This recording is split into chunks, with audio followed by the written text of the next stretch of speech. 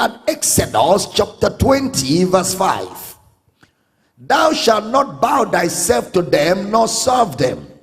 For I, the Lord thy God, am a jealous God. Underline that word, jealous. I'm a jealous God. Jealous God. What do you mean by jealous? Don't forget we said the Bible in the New Testament never asks you to fear God, because there is no fear in love. Thou shalt love the Lord. And if you're going to love the Lord, you cannot be in fear. That's why there's no New Testament reference for fear God. Now, what do you mean by jealous? Jealousy can be a positive word. Again, it's a language issue. The term jealous here is exclusive to Moses. Moses exclusively used it here. Let's see where he mentions the same word, jealous. Exodus 34:14. For thou shalt worship no other God, for the Lord whose name is jealous is a jealous God. The Lord whose name is jealous is a, he used it 3 times in one verse. He said his name is jealous. Look at Deuteronomy chapter 6 verse 15. For the Lord thy God is a jealous God among you, lest the anger of the Lord thy God be kindled against thee, and destroy thee from off the face of the earth. Now, so Moses exclusively used that word, jealous God. Why will Moses call God jealous? Now, the word there has to do with someone who is affectionate. Affectionate. Affectionate. That's what the word jealous in that context means. Moses used it to explain that word affectionate. That God is affectionate about his own. One who loves alone. He is passionate and zealous. It's the same word that has a shade of zealousness.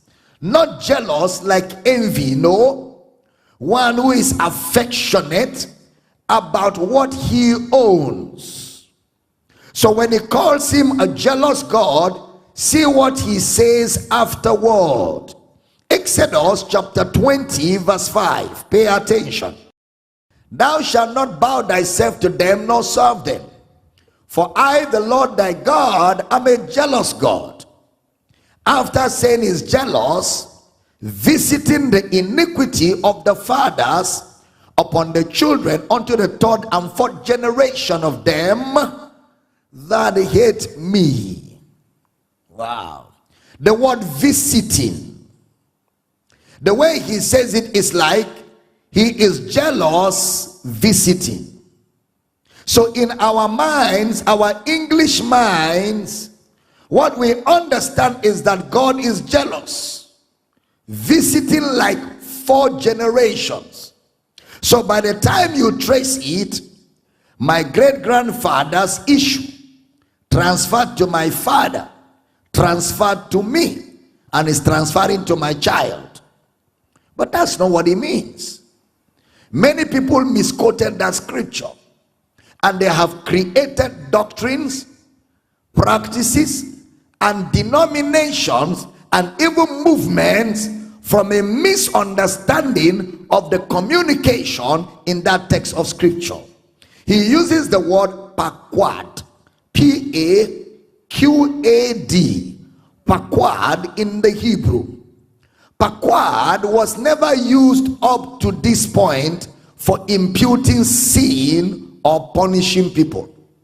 It was never used up to this point in Exodus 20 for imputing sin or punishing people. Let's see where paquad was used before this point by Moses. Moses used the word visit exclusively for taking charge or taking care of.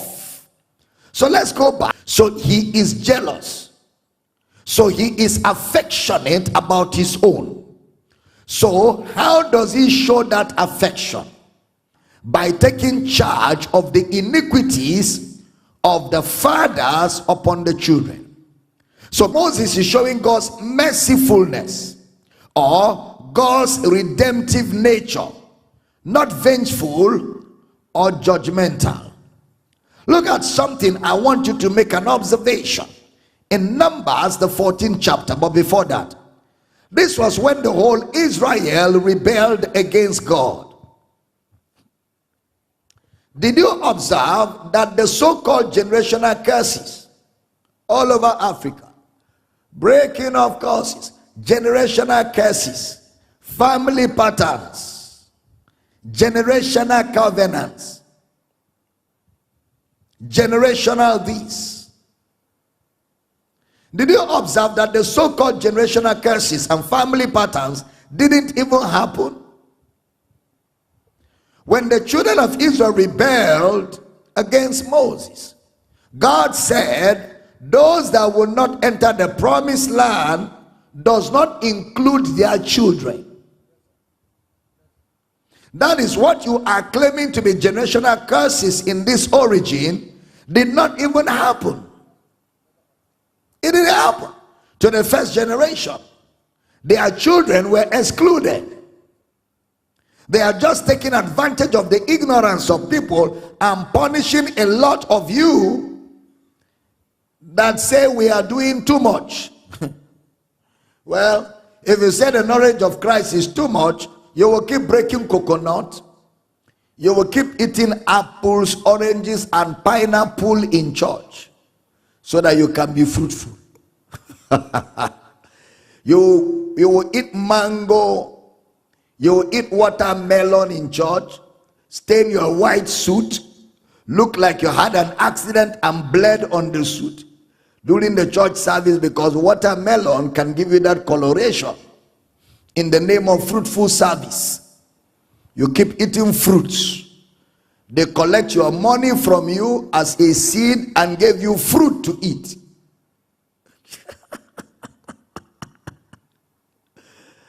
If you say the knowledge we are giving you is attacking the fathers, keep eating pawpaw, udara, keep sucking it inside church.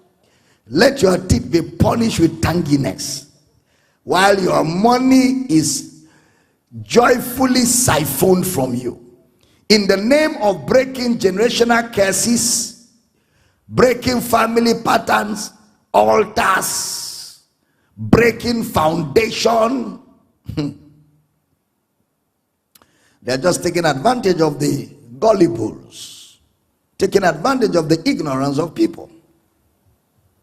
How can you be responsible for your grandson's sins? How? It doesn't even make logical sense, talk more of spiritual sense.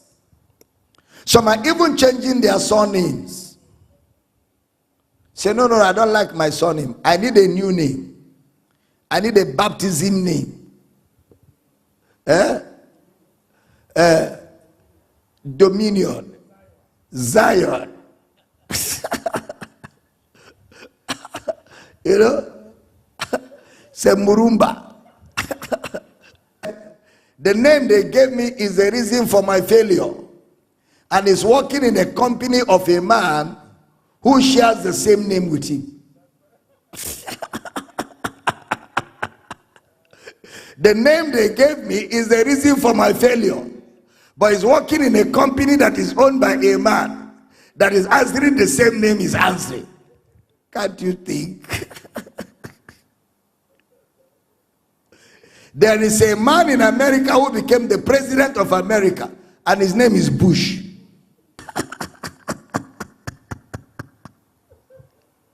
Lord have mercy. All of that is superstition.